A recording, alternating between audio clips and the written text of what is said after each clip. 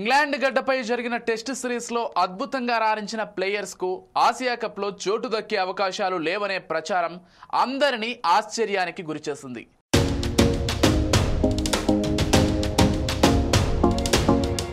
English టీంకు batting, బౌలింగ్తో చుక్కలు చూపించి అద్భుత ఫామ్లో ఉన్న వాళ్ళను పక్కన పెట్టేశారనే టాక్ నడుస్తోంది.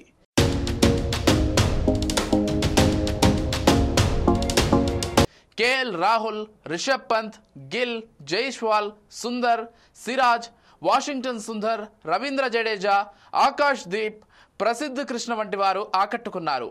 ఇంగ్లాండ్ సిరీస్లో తమ అంచనాలకు మించి రాణించారు.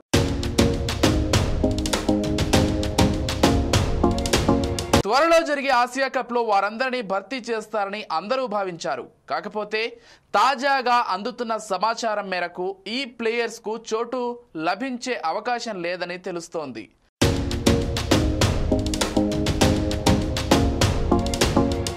సూర్యకుమార్ యాదవ్ గాయం నుంచి కోలుకున్నాడు. బెంగళూరులోని నేషనల్ క్రికెట్ అకాడమీలో ట్రైనింగ్ తీసుకుంటున్నాడు.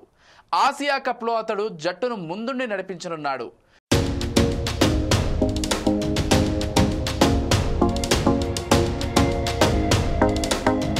వైస్ కెప్టెన్ పోస్టుకు అక్షర్ పటేల్, గిల్ తీవ్రంగా పోటీ పడుతున్నారు.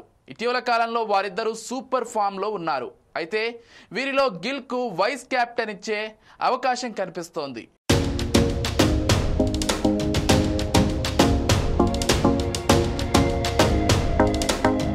అభిషేక్ శర్మ, సంజు శాంసన్ భీకరమైన ఫామ్లో ఉన్న నేపథ్యంలో యశస్వి జైస్వాల్, సాయి సుదర్శన్కు అవకాశం లభించకపోవచ్చని తెలుస్తోంది.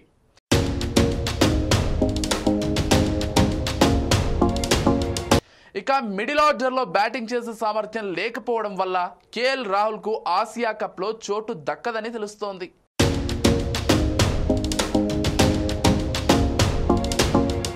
వచ్చే నెల 19వ తేదీ నుంచి లేదా 20న తుది జట్టును ప్రకటిస్తారని సమాచారం.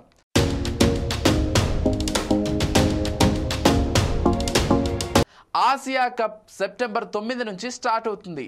సెప్టెంబర్ 10న యుఏఈతో జరిగే తొలి మ్యాచ్లో టీమిండియా తలపడనుంది.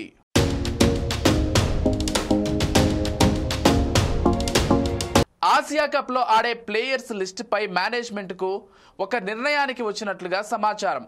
కొత్త వాళ్లకు అవకాశం ఇవ్వాలని భావిస్తున్నట్లు కనిపిస్తోంది. T20 టోర్నమెంట్స్లో అదరగొట్టిన వాళ్ళకే ఛాన్స్ ఇవ్వాలని మేనేజ్మెంట్ భావిస్తున్నట్లుగా కనిపిస్తోంది. చూడాలి మరి ఏం జరుగుతుందో అనేది.